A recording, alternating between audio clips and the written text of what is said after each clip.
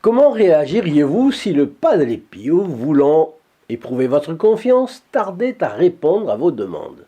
Garderiez-vous une confiance inébranlable, basée sur ce que vous savez de lui, ou auriez-vous tendance à désespérer de son aide? Dans la vidéo d'aujourd'hui, vous entendrez une histoire qui nous invite à réfléchir sur notre confiance en Dieu et dans ses saints, comme le Padre Pio.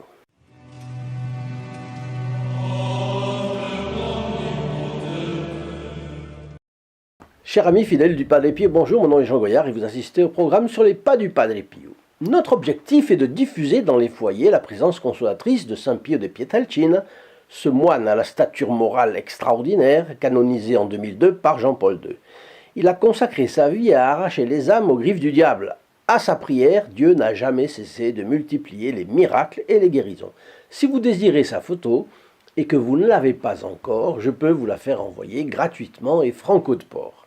Veuillez téléphoner au 08 05 36 08 47, appel gratuit depuis la France métropolitaine, coût d'un appel local depuis les Dom-Tom et depuis le Canada, composez le 1 844 398 88 67. Si vous découvrez notre chaîne, déroulez la description sous la vidéo, ici, vous y verrez un cercle rouge vif, suivi de l'indication « Abonnez-vous dès maintenant à la chaîne ». Cliquez dessus, activez 2 fois la clochette pour activer l'option toutes. Et vous ne manquerez plus ce qu'on appelle les fioretti du Padre Pio. Les fioretti du Padre Pio commencent aujourd'hui par le rêve d'une femme en proie à une situation sans solution qui lui causait des tourments affreux. Mais vous allez voir que ce n'était pas un rêve de bonne femme. Son rêve, dira-t-elle ensuite, lui est venu de l'extérieur. Elle se voit monter vers une église qu'elle aime beaucoup, mais dont l'accès est subitement obstrué par un monumental amas de pierres. Des grosses, des petites, etc. Une main immense et secourable lui fait opportunément franchir l'obstacle et elle se retrouve sur le parvis de l'église. Un sentiment de confiance l'envahit et lui reste après, avec la certitude qu'il y aura une issue dans sa vie. Clarisse Bruno s'ouvre de ses tourments à une amie de passage. Pourquoi ne pas aller voir le Padre Pio ou au moins lui écrire, lui est-il suggéré. Elle avait vaguement entendu parler du Padre et de ses stigmates, mais elle s'était persuadée qu'y croire ne pouvait être que du fanatisme. Pourtant, la sœur de cette amie, fille spirituelle du Padre Pio, avait reçu de grandes grâces par l'intermédiaire du Capucin. Elle suit donc le conseil et écrit au Padre Pio, tout en restant fort laconique sur le fond, se disant que s'il était vraiment doté de la clairvoyance qu'on disait, il saurait en déduire le reste. Elle terminait par une demande de prière et un mot d'éclaircissement. 3 jours après, il est minuit et demi, elle sent un parfum de rose de plus en plus intense, mais sans avoir aucune fleur dans sa chambre. Elle n'a pas de parfum non plus. Rien sous son lit. Alors elle s'endort interloquée. Et le lendemain, elle raconte ça à une amie qui lui dit que le Padre Pio communique parfois un signe favorable à travers son parfum. Un espoir nouveau se mêle alors au tourment de Clarisse, qui a compris qu'elle avait désormais un puissant protecteur dans le Padre Pio. Dans tout cela, je vous l'ai raconté plus longuement dans la vidéo du 8 novembre intitulée « Une vie transformée ». Le titre en était « Rêve et parfum de rose ». Voyons comment les tourments de Clarisse Bruno ont été résolus maintenant. Alors, je laisse la parole à Clarisse Bruno. C'est elle qui parle. Elle fait le récit. Avec une confiance redoublée, j'ai écrit une 2e lettre au Padre Pio. Je le remerciais de son parfum, l'assurer de ma confiance en lui et en ses prières, et terminer en renouvelant mon espoir d'avoir sa réponse par écrit.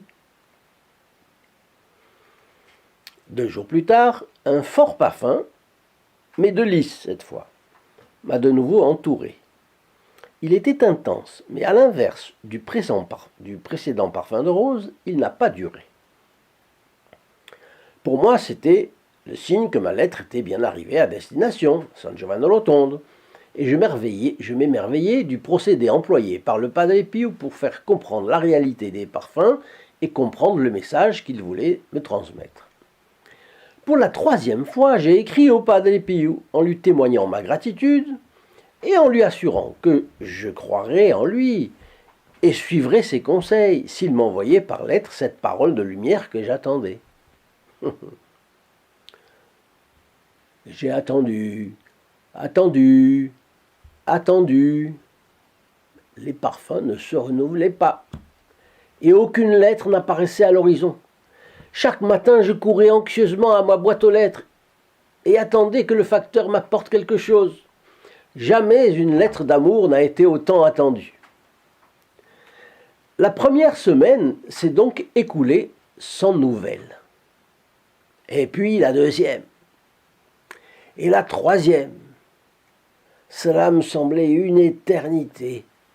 J'ai continué à prier et à attendre, prier et attendre, et je ne comprenais pas ce qui se passait.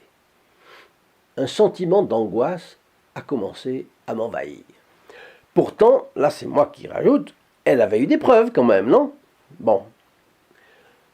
Moi qui m'étais senti accompagné par un compagnon invisible, je commençais à me sentir perdu et abandonné. J'ajoute encore, on voit bien ici ce que nous avons souvent remarqué dans l'homme, chez tous les hommes. Rappelez-vous, veillez et priez pour ne pas entrer en tentation, dit notre Seigneur Jésus-Christ. L'esprit est prompt à vouloir, mais la chair est faible. C'est lorsque notre Seigneur avait pris ses 3 apôtres, Pierre, Jacques et Jean, et il espérait être soutenu par leur prière à Gethsémani. C'est dans Saint Marc, chapitre 14, versets 37-38. Alors Clarisse Bruno reprend son récit. Au long de cette étrange période de silence, j'ai toutefois intensifié ma prière en m'accrochant toujours à la foi que j'avais dans l'aide promise par le rêve que j'avais fait et en me rappelant les réponses parfumées à mes lettres. Bon, et là, elle a eu des doutes qu'elle aurait dû vite chasser, mais là, elle emploie la bonne méthode. La mémoire est une faculté de l'intelligence que Dieu nous a donnée pour nous en servir, même en matière spirituelle, bien entendu. Alors, nous allons suivre notre protagoniste, mais je vous communique d'abord une annonce. Les membres de notre groupe des protégés du Padre Pio sont des personnes parfaitement normales, avec leurs difficultés, leurs joies et leurs peines. Comme vous, ils regardent ces vidéos et sont contents de constater que beaucoup d'autres pensent et sentent de la même façon qu'eux. Malgré la crise religieuse et morale du XXIe siècle, qui ébranle jusqu'au fondement de la société, il y a aussi une vaste famille d'âmes qui mettent les valeurs catholiques au-dessus des autres.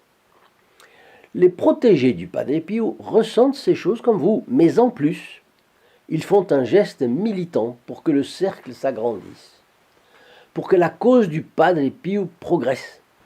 Et ils ne se sont pas posé la question « Qu'est-ce que le Padre Pio peut faire pour moi ?» Mais qu'est-ce que je peux faire de plus pour le Padre Pio et à travers le Padre Pio pour notre Seigneur Jésus-Christ et pour Notre-Dame? Qui croit encore sérieusement que ce monde va durer tel qu'il repose sur des colonnes en définitive pourries? Ce monde a eu les avertissements de Notre-Dame de la Salette, de Notre-Dame de Fatima. Ce monde a eu des miracles. Tout le monde a pu en constater soit des miracles individuels à Lourdes, par exemple, ou à travers le Padre Pio, soit des miracles comme le miracle du soleil à Fatima. Bon, ce monde a eu des grâces extraordinaires. Je sais que la formule est crue, mais n'est-il pas temps de se demander combien de temps nous sépare du châtiment exemplaire prévu par Notre-Dame à Fatima? C'est pour cela d'ailleurs que nombreux sont ceux qui ont préféré oublier le message de Fatima. Il est antipathique, hein, on parle de châtiment. Quand la Sainte Vierge avertit fermement, l'homme se bouche les oreilles. Certains aimeraient qu'elle nous serve toujours une gentille bouillie comme on fait pour les bébés. Un jour ou l'autre, il faudra penser sérieusement au salut. Dans ce monde, ceux qui se sauveront sont ceux qui reviendront à la pratique des 10 commandements de Dieu et au commandement de l'Église. Alors je remercie spécialement les protégés du Padre Pio qui font le geste militant dont je vous ai parlé et en offrent le sacrifice à la divine providence. Qui mieux que le Padre Pio peut aider nos sociétés désemparées à revenir à bon port? Qui peut mieux que le Padre Pio remercier ceux qui font un sacrifice pour lui? Pour connaître ce que font les protégés du Padre Pio, je vous invite à cliquer sur le lien affiché sous la vidéo https://www.st-padre-pio.fr. Vous y verrez leur apostolat et les bénéfices spirituels qu'ils reçoivent. Bien. Alors, la dernière phase de notre Clarisse Bruno, qu'est-ce qui se passe? Eh bien, après m'être couché, c'est elle qui continue son récit, et à avoir éteint la lumière, ma chambre fut un soir remplie d'une clarté opalescente, un peu comme un clair de lune. Et assis, au pied de mon lit, sur une petite chaise rembourrée, il y avait un frère que j'ai pensé être le Padre Pio, en raison des mitaines qu'il portait. Calmement, il m'a dit 3 mots que je n'ai pas compris. J'ai essayé d'allumer la lumière à côté du lit. Et bien que j'ai appuyé sur l'interrupteur, rien ne s'est passé. De nouveau, avec le plus grand calme du monde, il a répété les 3 mots que je n'ai toujours pas compris. Une deuxième fois, j'ai essayé sans résultat d'allumer la lumière. Elle est coriace. Et pareil, une 3e fois. Soudain, en même temps, le clair de lune et le frère Capucin ont disparu. Et là, lorsque j'ai appuyé sur l'interrupteur, la lampe de chevet s'est allumée sans difficulté. Et j'ai vu la porte de la chambre s'ouvrir toute seule, comme s'il s'agissait d'une fenêtre. Et une voix dans mon cœur semblait me redire les 3 mots du Padre, qu'alors je comprenais. La porte s'ouvrira. C'était la réponse à mes lettres. Je devais être patiente et il me guiderait. Ce fioretti du Padre Pio montre combien la confiance en Dieu peut aider chacun à traverser ces épreuves les plus difficiles. Même sans comprendre ce qui se passe, continuons à prier et espérer. N'abandonnons jamais notre confiance dans la bienheureuse Vierge. Prions-la et la porte s'ouvrira. Voyez, Clarisse est devenue fille spirituelle du Padre Pio. C'est le Padre Pio qui l'avait prise et puis petit à petit l'avait amenée à lui. Avez-vous apprécié ce récit? Si oui, dites-le moi. N'hésitez pas à venir me rendre visite également sur le lien https://www.st-padre-pio.fr en bas dans la description. Et vous y connaîtrez aussi le groupe des protégés du Padre Pio. A bientôt, à la prochaine vidéo. In nome del Padre, del Figliolo e dello Spirito Santo, e così sia. Sia lodato Gesù e Maria, oggi e